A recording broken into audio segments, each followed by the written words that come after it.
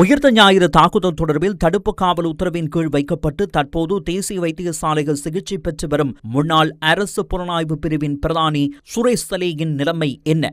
சுகாதார அமைச்சர் இது தொடர்பில் இன்று ஊடகவியலாளர்களின் கேள்விகளுக்கு பதிலளித்தார்.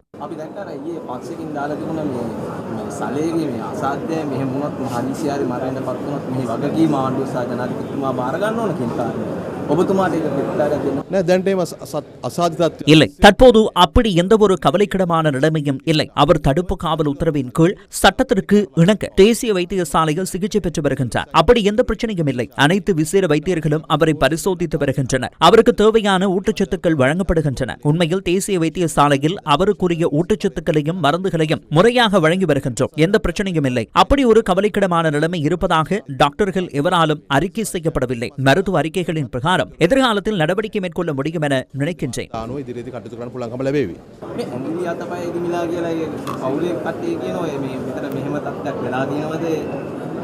இல்லை, எனக்கு அப்படி எதுவும் அறிக்கையிடப்படவில்லை.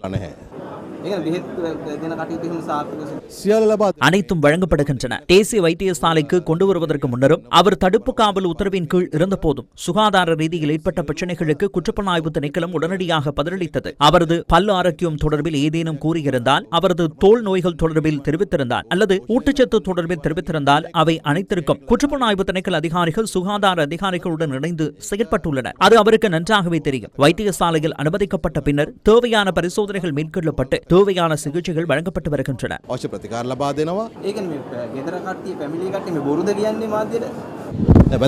தேசிய வைத்தியசாலையில் இருக்கும்போது அங்குள்ள விசேட வைத்தியர்களின் பரிந்துரைகளை முக்கியமானவை. அதன்படியே நாம் செயல்படுகின்றோம்.